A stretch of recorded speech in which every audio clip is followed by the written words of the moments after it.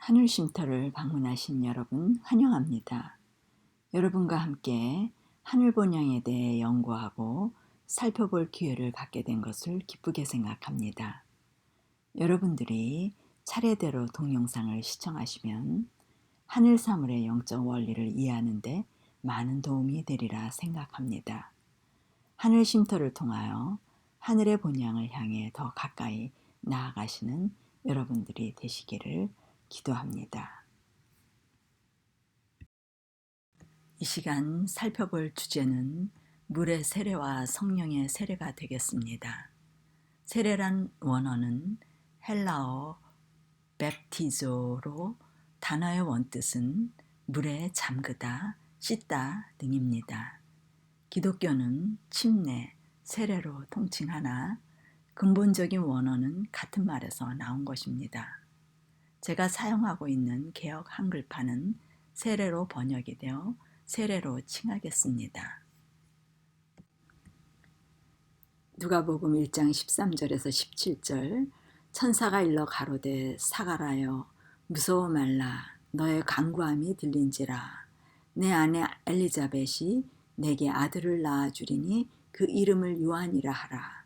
너도 기뻐하고 즐거워할 것이요 많은 사람도 그의 남을 기뻐하리니 이는 저가 주 앞에 큰 자가 되며 포도주나 소주를 마시지 아니하며 모태로부터 성령의 충만함을 입어 이스라엘 자손을 주 곧 저희 하나님께로 많이 돌아오게 하겠음이니라. 저가 또 엘리야의 심령과 능력으로 주 앞에 앞서가서 아비의 마음을 자식에게 거스리는 자를 의인의 슬기에 돌아오게 하고 주를 위하여 세운 백성을 예비하리라. 세례 요한이 태어난 배경은 나이 많아 수태치 못한 신실한 부모님으로 하나님의 초자연적 현상으로 출생부터 그는 하나님의 뜻과 능력에 의해 태어났습니다.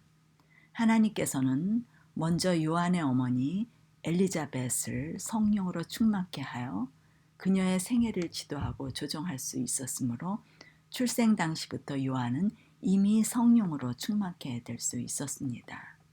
그의 사명은 그리스도를 위하여 예비하는 일로서 사람들을 죄에서 돌아서게 하는 회개의 기별이 그의 기별의 요지가 됩니다. 그의 사업은 사람들에게 죄를 버리도록 설득하고 하나님을 찾도록 강권하는 것이었습니다. 이것은 엘리야가 이스라엘 자손을 하나님께로 돌아오게 하는 것과 같은 일이었습니다. 엘리야의 심령과 능력이란 반역과 위기 시대에 그의 불굴의 용기로 철저한 개혁으로 하나님께 대한 충성을 드림을 말합니다. 메시아의 출현에 앞서 요한의 사업은 이미 예언적으로 이사야서 40장 1절부터 11절, 말라기서 3장 1절에서 6절에 기록이 되어 있어 서기관들과 지도자들이 메시아가 오기 전에 엘리야가 먼저 와야 한다는 사실을 알고 있었습니다. 요한의 기별은 엘리야의 기별과 같이 개혁과 회개의 기별이 될 것입니다. 요한은 그의 사업과 진리를 선포할 때 담대함과 생활 방식과 외모까지도 엘리야를 닮았습니다. 두 선지자는 모두 핍박을 당했습니다. 메시아를 준비시키는 사람에 대한 예언들은 침례 요한에게 성취되어 일반 백성들이나 그들의 지도자들까지도 요한이 엘리야를 닮았음과 그의 사명이 무엇인지 알 수 있었습니다. 백성들은 요한이 죽은 후에도 선지자임을 부인하지 못했습니다. 그리하여 헤롯까지도 그를 두려워하며 해할 수 없었던 것입니다. 그러나 그렇게 할 수밖에 없는 상황이 오므로 그는 요한의 생명을 취하게 된 것입니다. 요한 자신은 자신이 엘리야의 선지자가 아니라고 부인했으나 그리스도는 엘리야가 올 것이라는 예언이 요한에게서 성취되었다고 확인하였습니다. 요한의 사명은 주를 위하여 세운 백성을 예비할 것으로 그의 세대에 불순종하는 이스라엘 자손의 마음을 하늘아버지의 슬기로 돌아오게 하는 것이라고 합니다. 엘리야와 세례 요한이 성취한 바로 그 사업이 오늘날 우리에게 요구되는 사업입니다. 그는 초림을 준비하였지만 마지막 시대의 그리스도인들은 그리스도의 재림을 준비하는 사람들입니다. 도덕적으로 영적으로 부패한 시대에 세상 사람들에게 그리스도의 재림을 준비시키는 심판과 죄의 도말과 하나님의 인과 그리스도의 임하심을 두려움 없이 선포할 사람들이 요한과 엘리야의 심령으로 그들의 삶을 정돈하고 다른 사람들에게 동일한 삶을 살도록 촉구할 일이 이 시대에도 있게 될 것입니다. 이 일은 철저한 개혁 사업이 될 것입니다. 마태복음 3장 1절에서 4절. 그때 세례 요한이 이르러 유대 광야에서 전파하여 가로되 회개하라 천국이 가까이 왔느니라 하였으니 저는 선지자 이사야로 말씀하신 자라. 일렀으되 광야에 외치는 자의 소리가 있어 가로되 너희는 주의 길을 예비하라 그의 첩경을 평탄케 하라 하였느니라. 이 요한은 약대 털옷을 입고 허리에 가죽띠를 띠고 음식은 메뚜기와 석청이었더라. 요한이 전파하는 내용은 회개하라 천국이 가까웠느니라입니다. 회개란 헬라어 메타노에오의 의미는 마음을 바꾸다, 목적을 바꾸다입니다. 회개란 죄를 고백하는 것뿐 아니라 마음의 변화와 새로운 방향의 전환을 말합니다. 즉 목적의 변화입니다. 지금껏까지 가던 길에서 완전히 돌아서 다른 방향으로 가는 것입니다. 예전으로 다시 돌아가지 않고 완전히 떠나 새로운 위치에 있는 것입니다. 자아를 향하여 가던 것을 그리스도를 향하여 가는 것입니다. 그리하여 이 회개는 있는 자리에서 한 가지씩 버리는 일부의 회개를 말하는 것이 아닙니다. 이 회개는 있는 곳을 떠나 다른 곳을 향하여 모두 버린다는 의미의 모든 회개입니다. 천국은 한 가지 버린다고 이르는 것이 아닙니다. 이 한 가지 버리고 나면 또한 다른 것을 붙들고 있는 자신의 모습을 보게 됩니다. 그리스도께서 심령 안에 거하시게 하지 않기 때문에 한 가지 우상을 영혼에서 내어 쫓을 때 사단은 그 자리를 메꿀 또 다른 우상을 준비합니다. 그리하여 죽을 때까지 버려도 다 못 버리는 것이 자아의 속성입니다. 천국이 이르는 회개는 모든 것을 완전히 버릴 때에만 오는 것입니다. 자기 자신 전체를 포기하는 것입니다. 그것은 자신을 완전히 하나님께 맡기는 것을 말합니다. 많은 그리스도인들이 자신의 일부를 맡기고 다 맡긴 것 같이 생각을 합니다. 사실 일부를 맡기는 것도 쉬운 일은 아닙니다.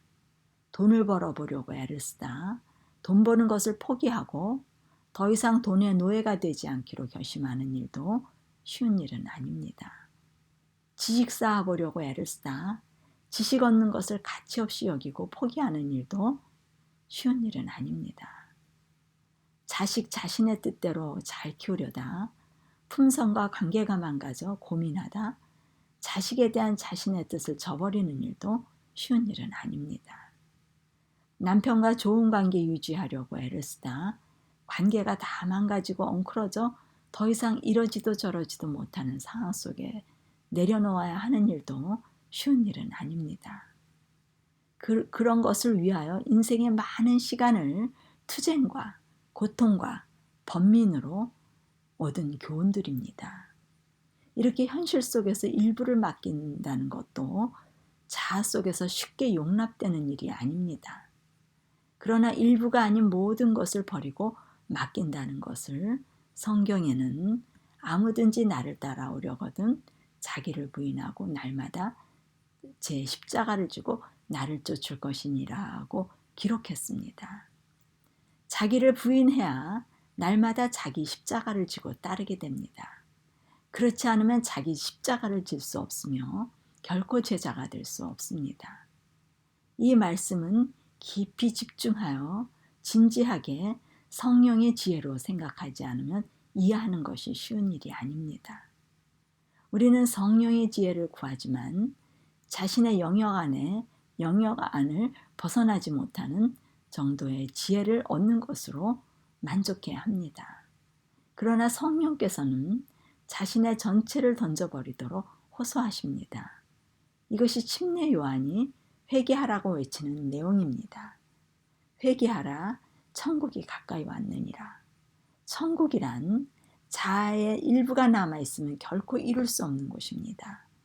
자아의 근거지인 뿌리를 성령의 검으로 도려내어 자아 부인이 이루어지지 않으면 결코 성령의 임재가 이룰 수 없으며 성령의 임재가 없으면 그리스도께서 내재하실 수 없습니다. 그리하여 그리스도께서 우리 안에 거하셔서 함께 사실 때 모든 말씀이 우리 생애 속에서 이루어질 수 있습니다. 모든 말씀이 이루어질 때 천국이 이루어지는 것입니다. 그리스도와 전적으로 교통하는 생애를 살지 않는 한, 그리스도가 주인이 되지 않는 한 자신들의 마음은 악한 생각들을 또 맞아들일 것입니다. 그러면 하나님을 섬기는 생애에서 자신을 섬기는 생애로 쉽사리 전향하게 될 것인데 이것은 철저한 회개가 아니기 때문입니다. 발작적인 감정의 작용에 의하여 생기는 회개의 심정은 또 한 번의 참회를 요하는 회개가 될 것입니다. 자신들에게 열매를 맺게 하지 못하는 강렬한 감정의 작용은 자신을 이전보다 더욱 악화시킬 뿐만 아니라 그러한 경험들은 기만에 빠지게 하며 사람을 교만케 할 수 있습니다. 그러한 경험들은 아침 이슬과 같은 것으로서 곧 사라져 버릴 것이며 영혼에게 영구적인 평화와 열매를 주지 못할 것입니다. 그리하여 그러한 경험이 많을수록 자신의 신앙을 신뢰하며 참된 그리스도인이라고 스스로 공언하며 자신이 여전히 주인이 되어 품성의 열매가 나타나지 않으므로 다른 사람에게 걸림돌이 되기도 하고 시험을 주는 장본인이 되어 그리스도를 짓밟고 있으면서도 봉사하고 전도하고 선교하여 자타가 미혹을 받는 것입니다. 이것이 사단이 원하는 일입니다. 가룟 유다와 제자들의 신앙 상태를 말합니다. 오늘 우리 믿는다고 공언하는 그리스도인들의 신앙 상태가 2차원 정도로 생각하고 있지 않은지 생각해 볼 일입니다. 그러한 회개의 개념을 가지고 있다면 그리스도를 영접하여 천국을 이루는 십자가의 경험은 일어날 수 없는 것입니다. 그래서 구원이 어렵다고 생각하는 것입니다. 사단은 그 일을 불가능한 일이라고 하며 쉬운 구원의 길을 종교계의 지도자들을 통하여 제시하고 있습니다. 믿기만 해라. 그러면 구원이다. 말은 맞는 말이지만 믿음은 자아를 십자가에 못 박는 것입니다. 또한 십자가의 말씀을 한다고 하지만 일부 회개와 일부 자아의 부정, 곧 전체 자아의 부정을 제시하지 않고 순간적인 희생과 헌신을 자아부정이라고 생각하도록 가르치는 사상을 전한다면 자아 뿌리의 제거를 관가하여 자신들이 매 순간 선한 의도와 선한 생각과 선한 행위를 선택하는 것이 십자가임을 암시하게 됩니다. 그런 것들은 일부이지 전부는 아닙니다. 자신 안에 깊은 뿌리 박힌 자아를 여전히 가지고 일부를 선택하는 것은 진정한 자아 부인이 아니며 결코 십자가의 경험이 일어날 수 없습니다. 자아는 정결 사업을 통하여 일부 회개를 하지만 점점 깊어가는 애통함으로 모든 자아 부분을 포기하는 지점에 이르면 성령의 침례를 통하여 십자가의 경험이 일어나게 됩니다.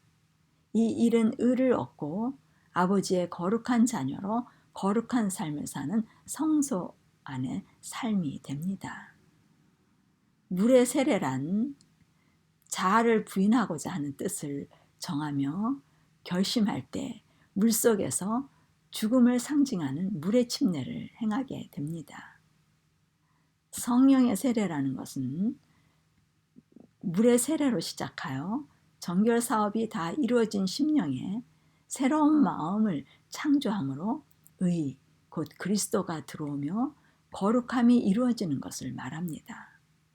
그리스도의 의가 함께 거하게 되면 심령은 성소가 되며 거룩함을 입음으로 성소 안에서의 삶이 이루어지며 유지되어지는 것입니다. 이것이 생명의 창조 원리이며 구원의 도가 됩니다.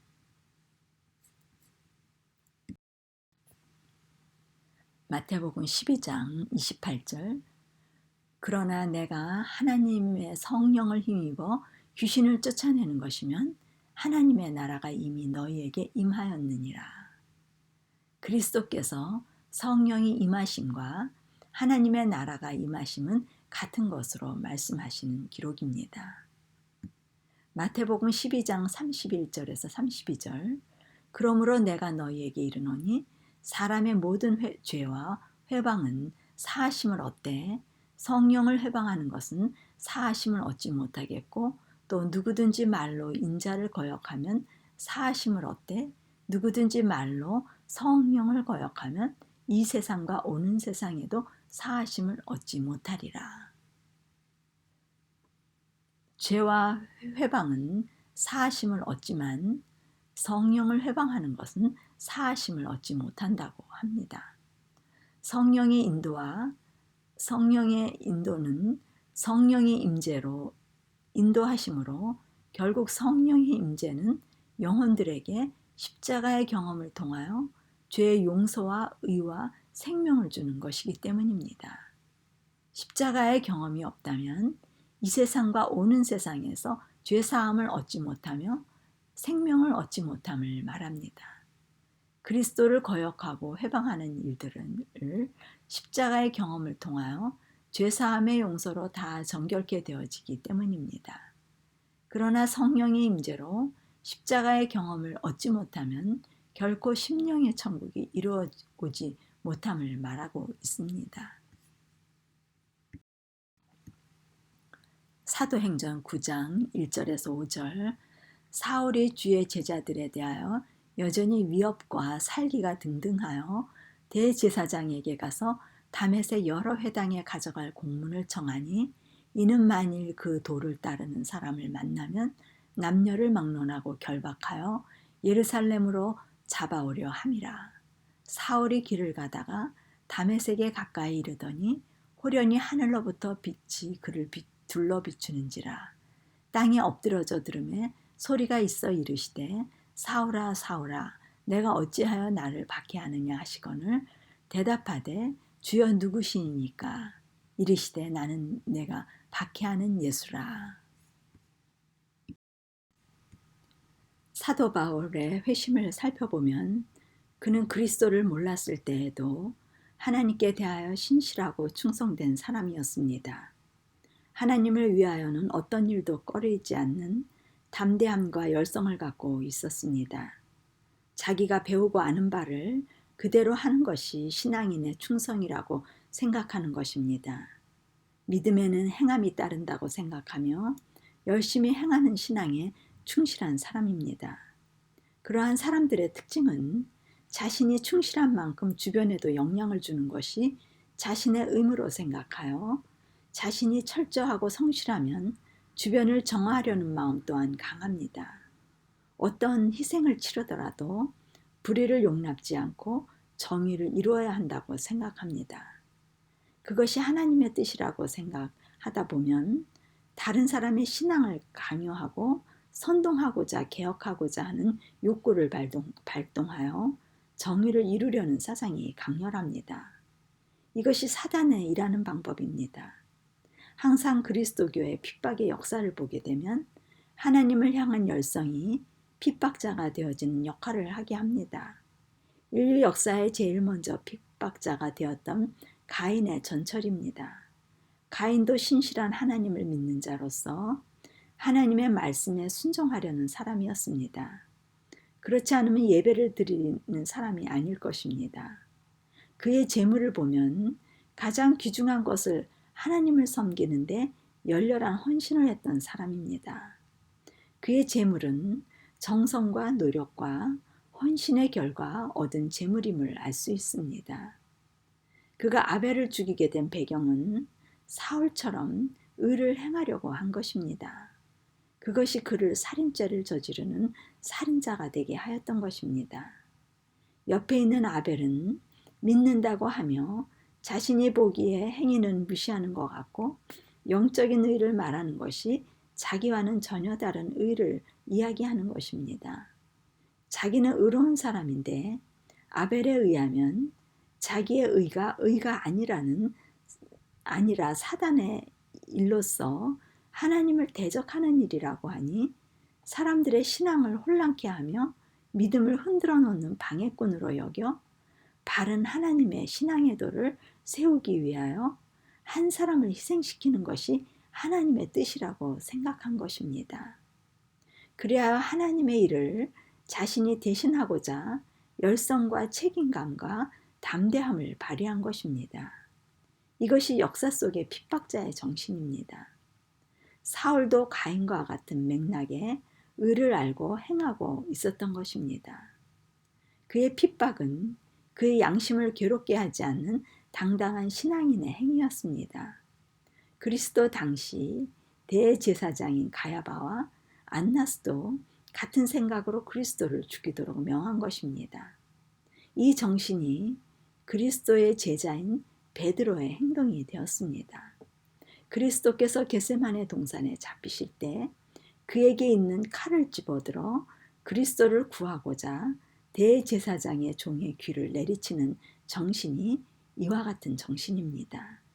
그리스도께서는 검을 가진 자는 다 검으로 망하느니라고 말씀하십니다.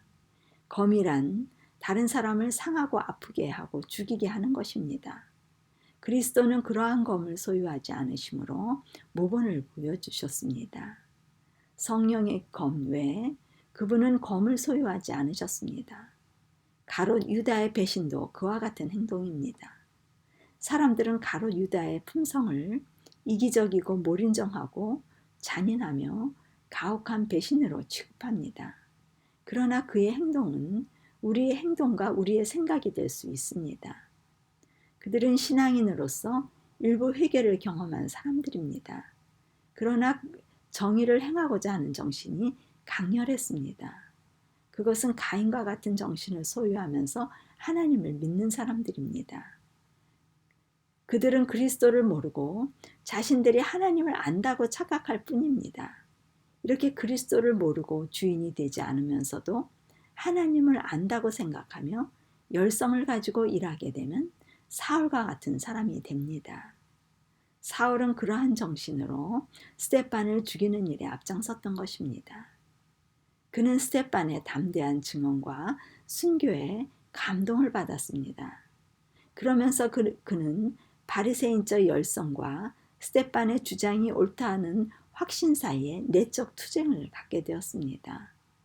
스데반의 깊은 설교에 감동을 받았지만 지금까지 거대한 전통과 유전으로 교육을 받아오던 전통적 교훈과 가르침을 소중히 생각하며 하나님께서 유대인들에게 율법을 주셨으며 전통은 율법을 가르쳤으며 전통과 유전 속에서 역사해 오신 섭리와 자신에게 역사하신 하나님의 개인적인 섭리와 회개의 경험을 생각할 때 전통은 헛된 것이 아니라고 생각했습니다. 한 그리스도인의 감동은 아주 작은 것이라고 여기며 그것은 한 집단의 한 사람의 감정과 경험으로서 거대한 대세를 지배해온 전통을 거스리며 대항할 수 없다는 생각으로 자신의 내면을 합리화하는 결론에 도달한 것입니다. 이 갈등의 결과로 그리스도인들에 대한 사울의 반감은 더욱 증가하고 핍박이 더욱 격렬해지게 됩니다. 그들을 잠재우지 않는다면 다른 사람들도 자신과 같이 미혹을 받을 것이라고 생각했던 것입니다. 그 전통과 유전을 보호하는 일을 위하여 자신의 전 생애를 바치기로 작정하고 그들을 전멸시키기 위해 그는 다메섹을 향하여 가는 도중 그의 생애에 완전한 변화를 일으키는 극적인 회개의 경험을 하게 되는 것입니다. 그리스도께서 그에게 직접 나타나신 것입니다. 그는 그곳에서 자신의 생애가 헛된 신앙을 위하여 인생을 허비했고 거대한 전통을 이루어왔던 사상들이 얼마나 잘못된 것이었는지 성령의 깊은 깨달음으로 알게 되었던 것입니다. 그는 인생의 목표가 바뀌어지게 되었습니다. 그의 생애가 한 가지 혹은 몇 가지가 바뀐 것이 아니라 완전히 다른 사람이 된 것입니다. 그 이후 그는 매번 자신의 죄를 짓고 회개하고 또 죄를 짓고 회개하고 하지 않았습니다. 오늘날 많은 사람들이 죄를 깨닫고 눈물 콧물로 죄를 자백하고 회개하지만 또 같은 죄를 반복하여 자신의 자리에서 떠나지 않고 여전히 같은 자리에 있는 모습과는 대조를 이루는 회심입니다. 이것이 모든 믿는 사람들의 회개가 되어야 합니다. 그리스도의 제자들로부터 비롯된 배신한 가룟 유다와 대부분의 그리스도인들의 회개의 경험이 일부 회개로서 기독교계와 믿지 않는 사람들에게 혼란이 초래됩니다. 신실한 신앙인의 모습을 하며 그리스도를 믿고 분명히 영적 경험도 많이 했으나 한결같지 않은 사상과 말과 행동으로 믿지 않는 사람들에게나 믿는 사람들 사이에서도 심지어 믿고 있는 자신에게까지도 의심과 혼란이 오는 부분입니다. 이것은 그리스도인들이 그들의 모든 회개가 아닌 일부 회개가 동반된 영적 경험을 했기 때문입니다. 그리스도를 믿고 일부 회개를 하게 되면 그리스도를 지식적으로 알고 자기가 경험한 만큼만 아는 사람이 됩니다. 경험한 부분을 잘 아는 만큼 또한 말씀이 이루어지는 삶을 살게 됩니다. 그러나 일부의 회개가 아닌 후회할 것 없는 회개, 곧 모든 회개가 일어날 때에서야 진정한 십자가의 경험으로서 그리스도께서 주인으로서 내재하시어 심령 안에 거할 때 비로소 그리스도를 알게 되며 모든 말씀이 삶으로 이루어지는 것입니다. 모든 말씀이란 누구에게나 어디서나 언제든지 한결같은 그리스도의 정신이 이루어지는 것입니다. 그제서야 참된 회개의 경험이 되어 이기심에서 완전히 떠나 하나님과 이웃에 대한 성화된 애정을 나타내며 성소 안의 성화의 삶으로 성령의 열매가 품성으로 나타나 이웃에 대한 사랑의 정신으로 나아가지는 것입니다. 마태복음 3장 7절에서 8절. 요한이 많은 바리새인들과 사두개인들이 침례 베푸는 데 오는 것을 보고 이르되 독사의 자식들아 누가 너희를 가르쳐 임박한 진노를 피하라 하더냐. 그러므로 회개에 합당한 열매를 맺고. 많은 바리새인들과 사두개인들이 침례 베푸는 대로 나아오는 것을 보고 독사의 자식들이라고 불렀고 그리스도께서도 같은 말을 사용하셨습니다. 그들은 아브라함의 자손임을 자랑하고 있었으나 아브라함의 행사를 하는 데에는 실패했으므로 그들은 아비 마귀의 자식들이라고 불리었습니다. 우리가 믿는다고 자부할지라도 품성의 열매를 맺는 모든 회개가 없다면 마귀의 자식들로서 독사의 자식들이라고 불려줄 수 있습니다. 우리들은 마귀의 자식이라고 하면 기분 나쁠 수 있습니다. 그러나 성경은 두 부류의 사람들을 제시하고 있습니다. 하나님의 자녀와 마귀의 자녀입니다. 하나님의 자녀는 하나님의 품성을, 마귀의 자녀는 마귀의 품성을 나타내며 살게 됩니다. 누가 자신의 아버지인지를 삶 속에 드러내는 것입니다.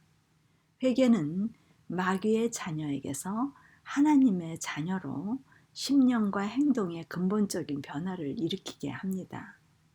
우리가 입술로 고백하는 것은 무가치합니다.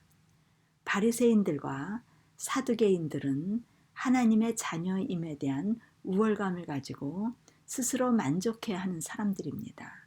잘 믿고 있다고 생각하며 자신들의 신앙과 학식과 재력과 위치와 건강과 자손의 번창 등이 이 모든 것들이 말씀을 순종함으로써 하나님으로부터 온 복임을 인정하고 감사하며 자신들이 아브라함의 자녀의 특권을 누리고 있다고 생각하고 있는 것입니다.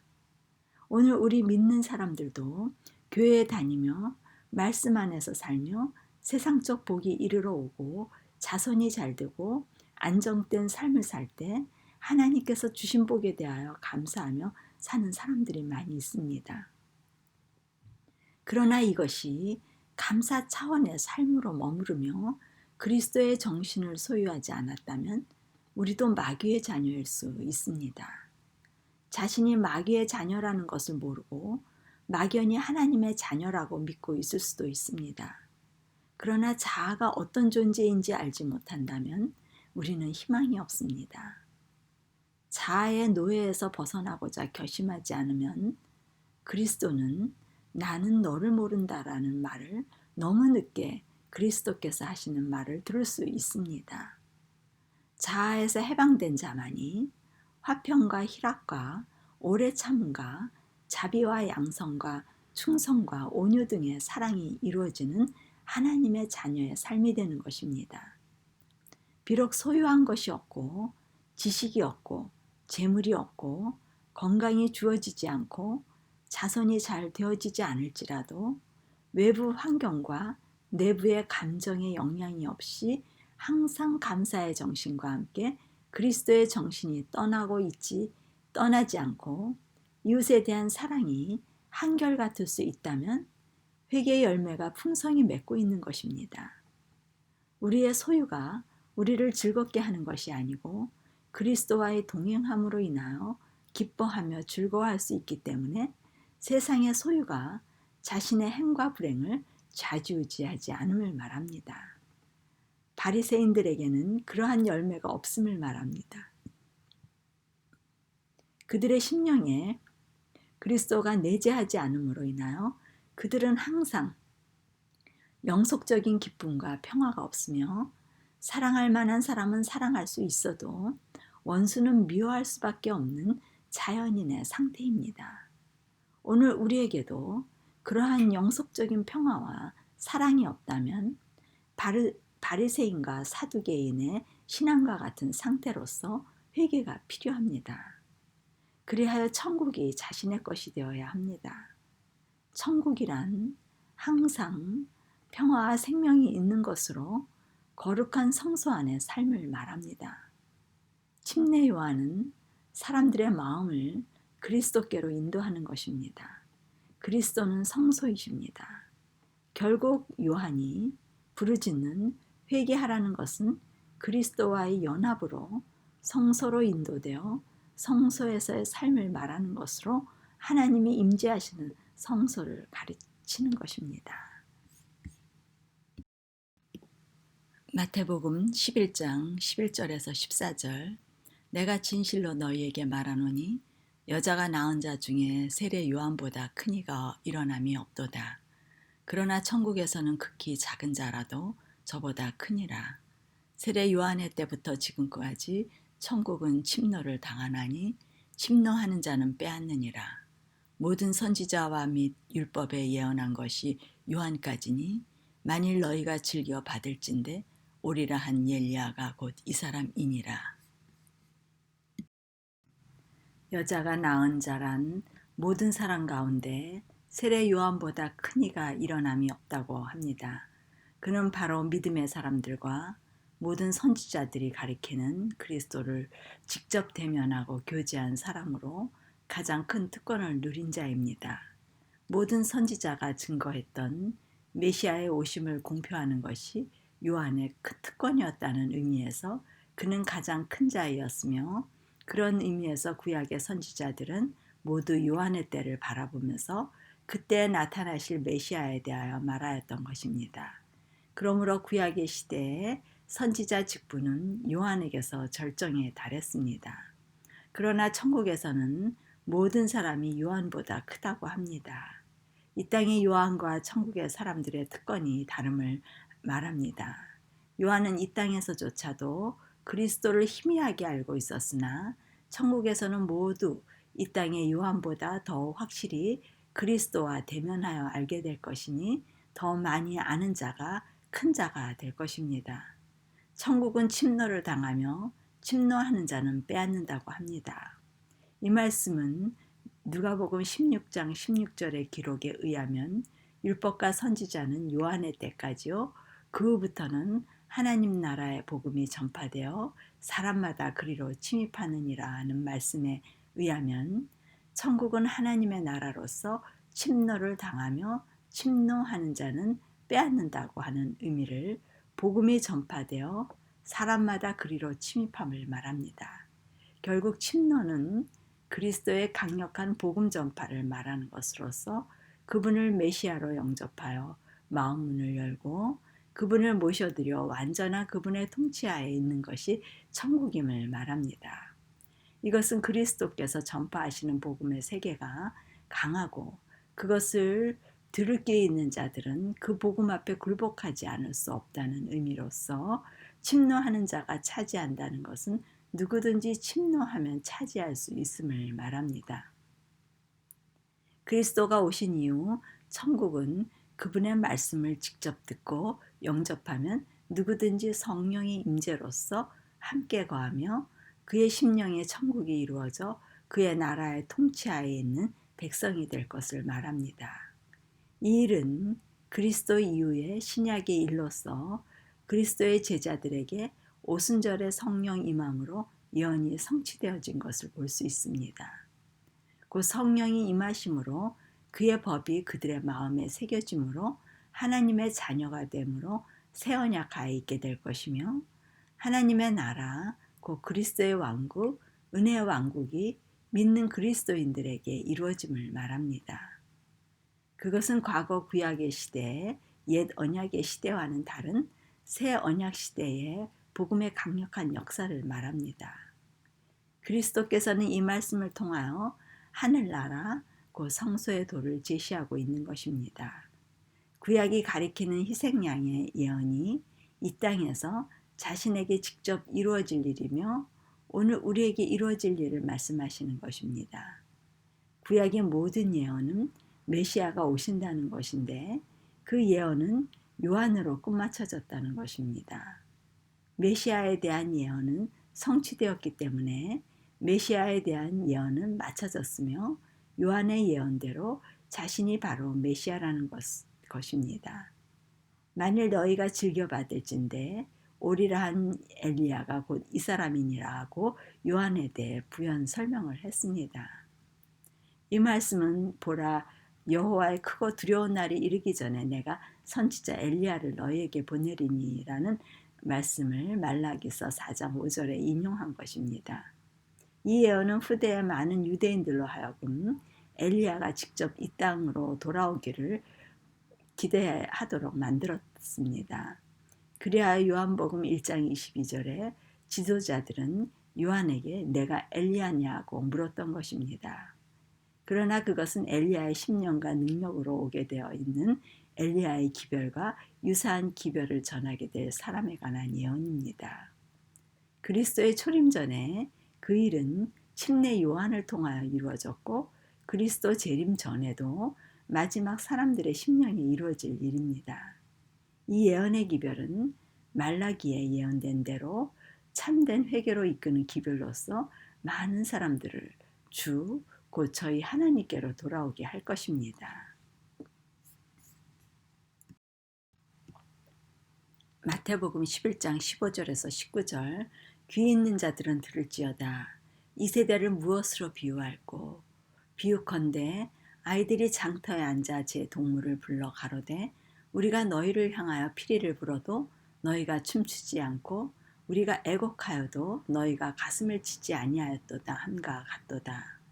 요한이 와서 먹지도 않고 마시지도 아니하며 저희가 말하기를 귀신이 들렸다 하더니 인자는 와서 먹고 마시며 말하기를 보라 먹기를 탐하고 포도주를 즐기는 사람이요 세리와 죄인의 친구로다 하니 지혜는 그 행한 일로 인하여 옳다함을 얻느니라. 요한에 대하여 말씀하신 후 다음에 귀 있는 자는 들을지어다 라고 선포하십니다. 이 세대의 귀 없음에 대해 비유를 들어 설명하고 있습니다. 피리를 불어도 춤추지 않는다고 합니다. 그토록 오랜 세월 기다리던 메시아가 오셔서 복음을 전하는데 전혀 좋아하지 않는다는 것입니다. 메시아의 오심은 영접하지 않는 자에게 심판을 의미하는데도 전혀 심각하게 여기지 않는다는 것으로 애곡하여도 가슴을 치지 않는다고 합니다. 대신에 요한은 귀신 들린 자요, 자신은 술을 탐하고 세리와 죄인의 친구라고 비방하고 있다는 것입니다. 말하자면 이 세대의 사람들은 요한의 예언도 또 그 예언대로 실제로 메시아가 왔어도 세례 요한으로부터 지금까지 전혀 깨닫지도 못하고 심지어 귀담아 듣지도 않는다는 것입니다. 그리스도께서는 요한의 제자들에게 나로 인하여 실족하지 않는 자가 복이 있다고 말합니다. 요한과 그의 제자들도 예수님이 술 마시고 세리와 죄인과 교제하니 혹시 메시아가 아닌지 의심이 들었기에 그 질문을 던진 것입니다. 요한의 기별대로 메시아가 이 땅에 왔음은 누구도 부인할 수 없는 사실이라는 것입니다. 또 그가 또 십자가에 죽고 부활하여 죄인을 구속하실 사역을 행할 것이며 귀 있는 자들은 그리스도를 영접하여 그분의 나라 천국의 시민으로 그분의 거룩한 통치 아래 들어가 자신으로 인하여 실족지 않고 요한의 사역과 그리스도의 사역을 보고 지혜를 얻어 그분의 나라 안에 거할 수 있다는 말씀입니다. 누가복음 3장 3절에서 6절, 요한이 요단강 부근 각처에 와서 죄사함을 얻게 하는 회개의 세례를 전파하니 선지자 이사야의 책에 쓴 바 광야에 외치는 자의 소리가 있어 가로되 너희는 주의 길을 예비하라. 그의 첩경을 평탄케 하라. 모든 골짜기가 메어지고 모든 산과 낮은 산이 낮아지고 굽은 것이 곧아지고 험한 길이 평탄하여질 것이요 모든 육체가 하나님의 구원하심을 보리라 함과 같으니라. 요한이 베푸는 세례는 회개의 세례로서 그의 사명은 주의 길을 예비하는 것으로 그리스도를 영접하기 위하여 심령을 정결케 하며 그 길을 메꾸고 깎아 낮아지게 하고 구부러진 것을 곧게 하고 험한 곳을 평탄케 하는 것이 회개의 세례의 의미입니다. 그 일은 죄사함을 얻게 하는 전초작업이라고 볼 수 있습니다. 죄사함을 얻게 하는 회개란 그리스도를 죄인들의 심령에 모셔드리는 것을 말하므로 그리스도와 죄인이 연합하여 언약을 맺을 때 죄의 용서와 함께 의를 받는 것을 말합니다. 언약을 맺기 위하여 계속적인 회개가 필요한데 후회할 것 없는 회개, 회개할 것 없는 회개가 이를 때까지 회개를 하게 됩니다. 즉 심령이 온전히 정결케 될 때까지를 말합니다. 심령이 한 가지라도 애정을 갖는 것이 있다면 있는 한 자신이 그리스도께 문을 열지 않을 것이기 때문입니다. 자신이 온전히 정결케 되어 그리스도를 위한 방을 마련하여 혼인이 이루어질 준비가 되면 심령의 문을 열게 되는데 이는 그리스도를 초청할 준비가 된 것입니다. 이것을 위하여 요한은 회개를 촉구하며 나는 물로 세례를 베풀지만 내 뒤에 오시는 이는 성령과 불로 세례를 준다고 말합니다. 자신의 세례와 그리스도의 세례를 분리하고 있습니다. 자신의 세례는 그리스도의 세례를 위하여 행하는 것이라고 합니다. 성령의 세례로서만 알곡과 가라지가 분리된다고 합니다. 자신은 사람들을 회개케 시키는 일을 하므로 자신이 베푸는 세례는 그리스도께서 오셔서 사역을 하시도록 준비하는 데 불과하다는 말을 하고 있는 것입니다. 요한은 사람들에게 그리스도께서 성령과 불로 세례를 주심을 알게 하는 사역을 하고 있는 것입니다. 성령과 불의 세례란 성령이 심령에 임재함으로 하늘 아버지의 자녀가 되는 권세로서 창조를 말하고 있는 것입니다. 곧 성소의 이야기입니다. 창조는 심령에 성령의 임재로서만 가능한 것입니다. 회개의 세례란 성령의 세례와는 다른 것으로 회개의 세례를 받아도 성령의 세례는 경험하지 못할 수도 있다는 말입니다. 사도행전 18장 24절에서 28절 알렉산드리아에서 난 아볼로라 하는 유대인이 에베소에 이르니 이 사람은 학문이 많고 성경에 능한 자라. 그가 일찍 주의 도를 배워 열심으로 예수에 관한 것을 자세히 말하며 가르치나 요한의 세례만 알 따름이라. 그가 회당에서 담대히 말하기를 시작하거늘 브리스길라와 아굴라가 듣고 데려다가 하나님의 도를 더 자세히 풀어 이르더라. 아볼로가 아가야로 건너가고자 하니 형제들이 저를 장려하며 제자들에게 편지하여 영접하리라 하였더니 저가 감에 은혜로 말미암아 믿은 사람들에게 많은 유익을 주니 이는 성경으로서 예수는 그리스도라고 증거하여 공중 앞에서 유력하게 유대인의 말을 이기미러라. 아볼로는 학문이 많고 성경에 능한 사람으로 일찍 주의 도를 배워 열심으로 예수에 관한 것을 자세히 말하며 가르치나 요한의 세례만 알고 있었으며 성령에 대해 들어본 적이 없었다고 합니다. 분명히 아볼로는 신자였고 구약의 기초에 일찍부터 예수에 대해 가르칠 만큼 성경에 능한 지도자이었으나 무엇인가 온전한 신앙은 아니었던 것입니다. 그가 회당에서 담대하게 말하는 것을 들은 브루스길라와 아굴라가 이 점을 간파해서 개인적으로 데려다가 하나님의 도를 더 자세히 풀어주었다고 합니다. 요한은 누가복음 3장 16절에 나는 물로 너희에게 세례를 주거니와 나보다 능력이 많으신 이가 오시나니 그는 성령과 불로 너희에게 세례를 주실 것이요 라고 요한은 분명히 자신은 물로 세례를 주고 그리스도와의 세례와는 다른 것을 말하고 있습니다.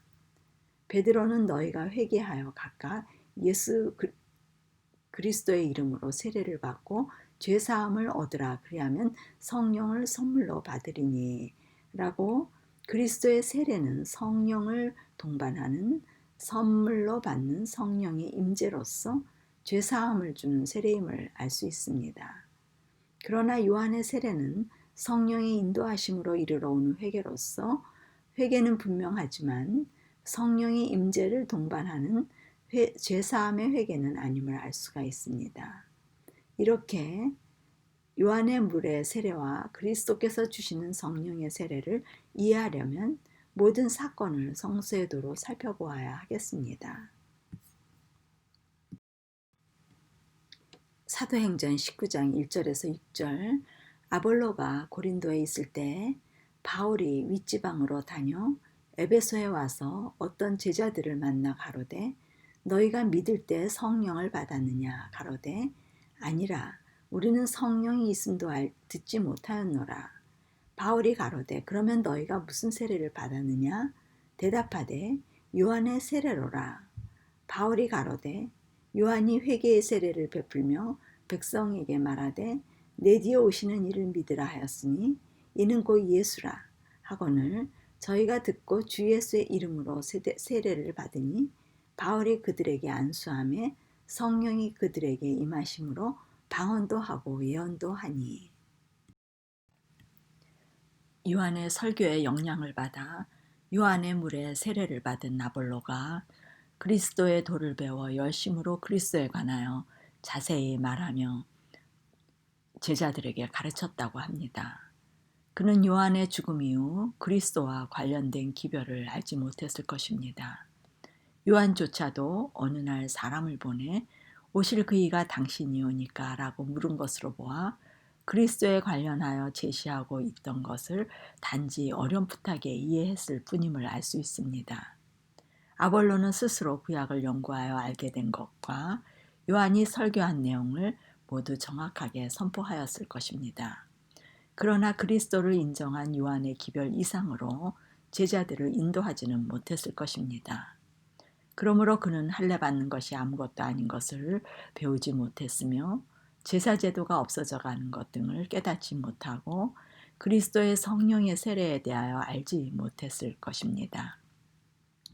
요한의 침례는 종교적인 지식과 경험을 위한 입문이라는 차원으로 받아들여졌을 것이며 에베소 제자들은 아볼로의 전도로 회심하여 그들이 구약과 침례 세례 요한의 가르침을 통하여 성령의 본질을 알지 못했던 것으로 보입니다. 그들은 회개의 조건으로 물의 세례를 받고 더 개선된 삶을 살기로 결심하고 그러한 삶을 살고 있었던 것은 분명하지만 성령의 임재로서 능력은 체험하지 못하였던 것입니다. 성령에 대하여 몰랐다면 임재의 경험이 없이 성경을 배우고 가르쳤음을 말합니다. 오늘날도 우리는 성령의 임재의 경험 없이 성경을 배우고 가르칠 수 있으며 훌륭한 지도자의 역할을 할 수 있습니다. 외형적인 신실한 신앙인의 삶을 살 수 있습니다. 그러나 성령의 임재가 없는 사람은 온전한 그리스도인이 될 수는 없습니다. 지식적으로 그리스도를 많이 알아도 진정한 그리스도와의 교제의 경험은 모르고 그리스도를 알지 못하여 불완전한 영적 체험을 할 수밖에 없습니다. 반드시 성령의 세례로서만 그리스도를 아는 사람이 될 수 있습니다. 그러므로 아볼로는 그리스도의 도에 대하여 가르치는 선생의 일은 하여도 성령도 모르고 그리스도도 잘 모르는 사람이었지만 자신의 부족함을 알지 못하였고 자신이 충분한 그리스도인의 자격을 갖추었다고 여겼을 수도 있습니다. 그도 회개의 세례로서 분명히 회개를 한 것입니다. 회개도 스스로 할 수 없고 성령의 역사하심으로 이르러 오는 것입니다. 그러면 요한의 회개의 세례와 그리스도의 성령의 침례를 이끄는 성령의 역사하심은 같으나 역할이 다른 것을 알 수가 있습니다. 요한복음 16장에 그리스도께서 보혜사 성령을 보내실 것을 약속하시면서 성령께서 하시는 일을 알려주셨는데 16장 8절에서 10절에 해답을 찾을 수 있습니다. 성령께서 오셔서 죄인들에게 하시는 사역이 다름을 그리스도께서 제자들에게 알려주시는 말씀입니다. 먼저 성령께서는 죄에 대하여 알려주신다고 합니다. 죄에 대하여 알려주시는 일은 요한이 전파한 회개의 일을 하도록 도와주시는 것입니다. 요한이 말씀을 선포할 때 사람들의 심령에 자신들의 죄의 상태를 알려주고 죄에서 벗어나 새 삶으로 천국의 의와 평강과 기쁨을 누리고자 세상에서 돌아서게 하는 일을 하도록 성령께서 역사하심을 말합니다. 그리스도의 말씀을 접할 때 이미 통찰력이 주어져 쉽게 이해하고 받아들일 수 있도록 첩경을 평탄케 하고 골짜기를 메우고 산을 깎아 낮아지게 하고 굽은 것을 펴고 험한 길을 평탄케 하는 일을 성령께서 도우시는 것입니다. 우리의 심령이 그리스도를 영접하여 모든 육체가 하나님의 구원하심을 보리라 함과 같으니라고 하신 말씀이 이루어지도록 각 사람의 심령 속에 성령의 감동과 인도하심의 작업입니다. 그리스도께서 그들의 심령에 거하시기 전에 먼저 죄를 깨달아 심령을 정결케 하는 회개의 전초 작업을 말하는 것입니다. 오늘날 많은 그리스도인들이 아볼로와 같은 신앙의 상태에 있습니다. 회개를 하였으나 일부 회개로서 일부 말씀이 이루어지는 단계로서 신실한 상태일 수 있음을 말합니다. 그러나 성령의 침례는 모를 수 있습니다. 그러다 보니 좌로나 우로나 치우쳐 흔들릴 수 있고 성령의 침례가 무엇인지 몰라 또 혹은 방언이나 신유, 환상, 환청, 꿈, 기적 등 영적 체험 등이 성령의 침례로 알고 있어 그러한 경험이 없으면 성령의 침례를 받지 않았다고 하며 그런 경험들을 한 것으로 구원의 증거를 삼는 일도 있습니다. 만약 이렇게 알고 있다면 모두 성령의 침례를 받지 않은 증거라고 할 수 있습니다. 성령의 침례란 세례란 성령의 임재하심으로써 그리스도의 품성을 곧 의를 받아 언약이 맺어졌으며 자아 부인을 통하여 일부 회개가 아닌 모든 회개로서 모든 말씀이 이루어지는 상태를 말합니다.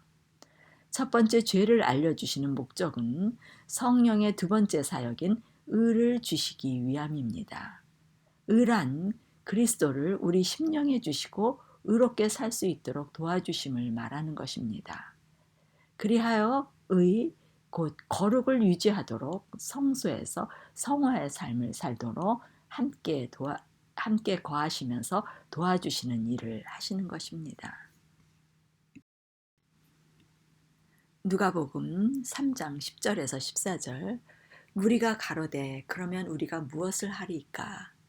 대답하여 가로되 옷 두 벌 있는 자는 옷 없는 자에게 나눠줄 것이요 먹을 것이 있는 자도 그렇게 할 것이니라 하고 세리들도 세례를 받고자 하여 와서 가로되 선생이여 우리는 무엇을 하리이까 하매 가로되 정한 새 외에는 늑징치 말라 하고 군병들도 물어 가로되 우리는 무엇을 하리까 하매 가로되 사람에게 강포하지 말며 무서하지 말고 받는 요를 족한 줄로 알라 하니라.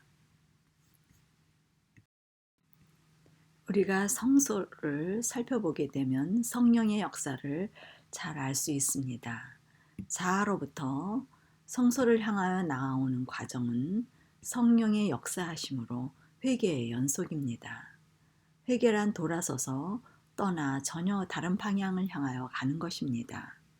말씀을 들을 때 자신의 심령을 살피게 되고 자신의 더럽고 쓸모없는 것들을 마음에 담고 있는 죄의 상태를 성령께서 역사하심으로 알게 됩니다. 성령께서 깨우치셔서 심령을 청소하게 되는 과정입니다. 세상 것에 뜻을 두고 살던 삶을 청산하여 한 걸음 한 걸음 정리하는 데는 시간과 경험과 많은 고뇌와 투쟁과 결심이 있습니다. 이 과정을 성령께서 앞으로 나아가도록 정리하는 일을 도와주십니다. 요한이 베푼 회개의 침례는 이러한 과정을 통하여 자아에서 그리스도를 향하여 나아가기로 결심하고 일부 회개에서 모든 회개로 이르도록 뜻을 정하는 심령으로 회개에 임하는 상태를 말합니다. 진정한 세례의 의미인 완전한 죽음은 아니지만 한 가지씩 자신이 깨닫는 대로 뜻을 정하여 투쟁과 결심이 이루어지는 대로 앞으로 나아가는 일부의 죽음을 의미합니다. 즉 일부의 회개와 회개한 만큼의 그 부분의 죽음을 경험하는 것입니다. 가령 예를 들면 재물에 욕심을 부리고 쌓아놓고 살던 사람이 말씀을 듣고 여러 가지 경험을 통하여 재물에 가치를 두고 살아왔던 자신을 발견하고 인생의 목적이 재물을 쌓는 것이 아니라 더 가치 있는 것을 나누며 이웃과 나누며 사는 삶을 살고자 뜻을 정할 수 있습니다. 그러면 그는 자신의 재물을 가치 있는 곳에 사용하는 일에 담대히 자신의 재물을 사용하게 됩니다. 더 필요한 이웃에게 나누어 주는 것이 자신이 사용하는 것보다 더 가치가 있는 것을 알게 됩니다. 그리하여 교회 생활을 할 때 불우한 사람을 돕는다든지 교회의 많은 사람들의 유익을 위하여 자신의 재물을 사용하기를 즐긴다든지 많은 헌신을 하게 됩니다. 이렇게 재물의 부분은 회개하여 재물에 대한 목적지가 바뀌게 된 것입니다. 재물에 대한 생각의 변화가 온 것입니다. 그러나 그 사람에게 재물 부분은 회개하였지만 다른 부분은 아직 회개가 되지 않을 수도 있습니다. 재물은 회개가 되었는데 가령 지식욕이 여전히 있을 수 있으며 또 명예에 관한 것도 아직 내려놓지 못한 상태가 될 수도 있고 또 자신 자아에 관한 부분, 자신에 대한 험담을 한다든지 모욕을 받게 되면 못 견디는 일 등 자아에 속한 많은 부분들이 일부는 내려놓고 있는 상태이나 전부는 아닐 수 있습니다. 성소 안으로 이끌리는 과정은 일부 회개와 일부 헌신과 일부 말씀을 깨닫는 상태로 요한의 회개하라는 말씀에 반응하여 이루어지는 침례입니다. 세례입니다. 세례에 임하는 사람들이 무엇을 하리까 하고 질문을 합니다. 일부 회개에서는 자신들이 무엇을 하는 행위에 관심에 초점이 됩니다. 그러나 그리스도께서는 제자들이 무엇을 해야 하나님의 일을 하는 것이냐고 묻자 믿는 것이 하나님의 일이라고 하셨습니다. 구원은 믿음으로써 그리스도를 주시는 하나님의 창조의 일이 일어나는 성령의 세례를 말합니다. 사실 요한이 회개하라 천국이 가까이 왔다고 할 때 요한은 전체가 드려지는 모든 회개를 가리키고 있는 것입니다. 사람들이 모든 회개가 이루어지기 전에 일부 회개가 이루어지는 상태로 말씀을 받아들여 물의 세례에 임했으므로 그들은 아직은 성령의 세례, 곧 하나님의 행하시는 일을 잘 모르고 있었던 것입니다. 성령께서 이 상태에서는 죄가 무엇인지 계속적으로 알려주시며 경험하게 하며 교훈을 주고 계시는 첫 번째 일을 하시고 계시는 것입니다. 이 죄에 대하여 알려주는 과정은 요한복음 16장 9절에 저희가 나를 믿지 아니함에 대하여 성령께서 알려주시는 것이라고 합니다. 아직은 믿음이 아닌 상태로 있기 때문에 입으로 믿는다고 해도 일부 버리는 것은 그리스도를 온전히 믿는 것은 아님을 말합니다. 그리하여 아볼로와 에베소 교인들이 성령의 세례와 그리스도를 모르고 있었던 것입니다. 그러나 그들의 정신과 삶은 상당히 신실하였습니다. 성령의 이끄심의 상태가 갈수록 회개가 깊어지면 깊어질수록 성화의 삶을 살고 있는 것 같은 모습입니다. 그러나 아직도 성령의 침례와 그리스도와 하나가 되는 경험이 없으므로 성화의 삶은 아닙니다. 이런 부분에 그리스도인들이 성소의 도로 비추어 해석이 되어지지 않으면 신실한 것 같은데 어느 경우에는 그와 상응한 말과 행동과 생각이 그리스도와 같지 않으므로 혼란이 오게 되며 의심이 있게 됩니다. 그러나 심령이 준비된 영혼은 회개의 세례로 시작하여 깊은 회개의 끝이 오는 모든 회개에 이르게 됩니다. 그들의 심령은 완전히 비워지는 정결 사업에 끝이 오게 되며 그리스도께서 성령의 임재로서 마음에 거하시며 성소가 이루어지며 그리스도의 정신을 항상 소유하는 영속적인 성화의 삶이 가능한 것입니다.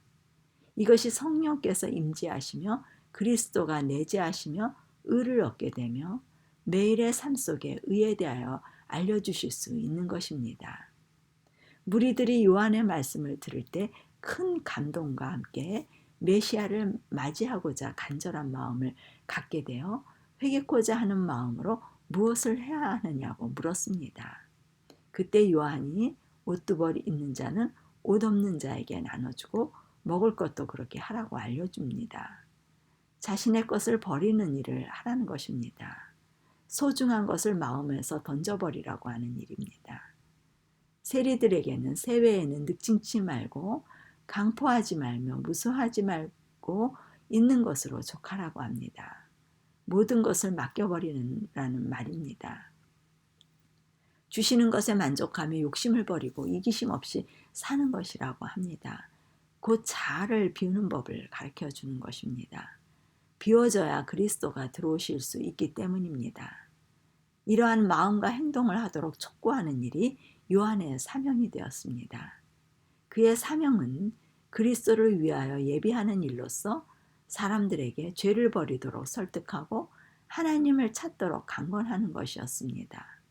오늘 우리 그리스도인들이 자신에게 성령의 침례가 이르러 오면 세례 요한의 심령으로 그가 바리새인들과 서기관들과 유대민족에게 선포한 것 같은 회개하라 천국이 가까웠다라는 말씀으로 영혼들을 준비시킬 것이며 그들에게 죄를 버리고 하나님께로 돌아오게 하는 회개의 세례로서 성령의 세례를 준비시킬 것입니다. 마태복음 3장 11절에서 12절 나는 너희로 회개케 하기 위하여 물로 세례를 주거니와 내 뒤에 오시는 이는 나보다 능력이 많으시니 나는 그의 신을 들기도 감당치 못하겠노라. 그는 성령과 불로 너희에게 세례를 주실 것이요 손에 키를 들고 자기의 타작마당을 정하게 하사 알곡은 모아 곳간에 들이고 쭉정이는 꺼지지 않는 불에 태우시리라. 그리스도께서 임재하시는 성령의 세례는 심령을 새롭게 창조하시는 창조 사업입니다. 이것은 하나님의 형상 회복으로서 성소 안의 번제단에서 택하심을 입은 것입니다.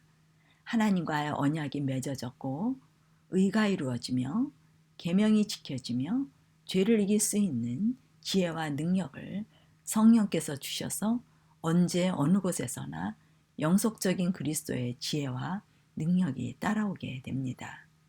이 상태가 율법의 요구가 이루어지는 사랑을 소유하며 이웃사랑이 흘러나가는 것입니다. 원수도 사랑하며 포용할 수 있는 그리스도의 사랑이 항상 생애 원칙이 되는 것입니다. 그리하여 하나님께로서 난 자마다 범죄치 않는다는 말씀이 이루어지는 것입니다. 요한복음 15장 16절 내가 너를 택하여 세워 과실이 항상 있게 한다고 기록하신 것 같이 택하심이란 성령의 열매가 항상 있으며 그리스도의 품성을 소유하여 사랑할 수 있는 것입니다. 성소 안에서의 그리스도와 함께 성소를 지으며 사랑 안에 거하는 것입니다. 그리하여 알곡으로서 열매가 풍성히 있게 되어 하늘 곳간으로 영접하여 영원한 생명을 얻게 되는 원리입니다. 성령의 세례로서만 새로운 피조물이 될 수 있으며 자아의 죽음으로 십자가의 경험이 자신의 것이 될 수 있습니다. 성령의 세례는 성소에 들어가는 통행증으로 성소 안의 곳간에는 알곡이 성소 밖의 쭉정이는 불로 태워지게 될 것입니다. 노아의 홍수에는 물의 심판이 있었던 것 같이 마지막 때의 심판은 불의 심판이 방주 곧 성소를 기준으로 안과 밖에 심판의 집행이 있을 것입니다. 요한복음 12장 24절에서 25절 내가 진실로 진실로 너희에게 이르노니 한 알의 밀이 땅에 떨어져 죽지 아니하면 한 알 그대로 있고 죽으면 많은 열매를 맺느니라. 자기 생명을 사랑하는 자는 잃어버릴 것이요 이 세상에서 자기 생명을 미워하는 자는 영생하도록 보존하리라. 세례 요한의 회개하라 천국이 가까웠다는 외침은 그리스도가 이 땅에 임할 이 시기에 성소 안에 성화의 삶을 사는 모든 그리스도인들의 외침이 될 것입니다. 노아 시대의 백성은 홍수에 예비하지 않았고 소돔 사람들도 멸망에 대하여 예비하지 않았습니다. 애굽을 떠났던 이스라엘 자손들도 약속의 땅에 들어갈 준비가 되지 않았으며 그리스도 당시 백성들도 그리스도를 맞을 준비가 되지 않아 그를 영접지 아니하였습니다. 노아의 홍수의 때는 오늘 우리의 시대라고 기록되어 있습니다. 오늘도 우리는 그리스도가 이 땅에 두 번째 임할 시기임에도 불구하고 그를 맞을 준비가 어려운 현실입니다. 요한이 엘리야의 정신으로 그리스도를 위하여 길을 예비하도록 보내심을 받았으나 그 증언을 배척한 자들은 그리스도의 교훈에 아무 유익도 받지 못했습니다. 그의 초림을 예언한 기별을 거절하는 것은 그분이 메시아이신 가장 힘있는 증거를 받을 수 없게 하였습니다. 사단은 요한의 기별을 배척한 자들이 더 나아가 그리스도를 배척하고 십자가에 못 박도록 충동하였으며 그들을 오순절의 축복이 임할 수 없게 하였고 성소이신 그리스도께 나아가는 길을 보지 못하게 하였습니다. 오늘도 세례 요한의 심령으로 하늘 지성소에 계신 그리스도를 전하며 하늘 성소 안으로 인도하는 기별은 심판의 기별로서 마지막 구원받은 자들의 기별이 될 것입니다.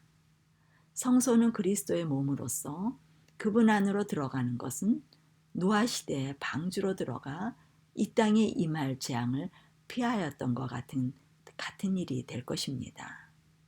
성소 안으로 들어가는 원칙은 자아부인의 법칙으로 창조의 조건이 되며 창조로서 새롭게 될 때 자아는 보존될 수 있습니다. 자아 보존은 성소 안에 있을 때만 가능합니다. 그러나 자아를 부인하는 사람은 많지 않습니다.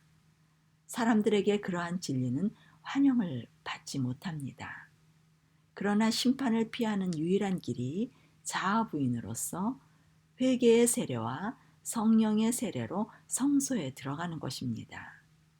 그곳은 자신을 포기하는 곳으로 자신 안의 이기심, 으뜸이 되려는 교만, 지배의 정신이 사라져야 하며 자아를 변호하는 정신, 자아사랑의 정신 등이 십자가에 못 박혀 그리스도 안에 완전히 잠겨 사라져버릴 때 성령의 세례로서 그리스도의 안, 곧 성소로 들어갈 수 있습니다.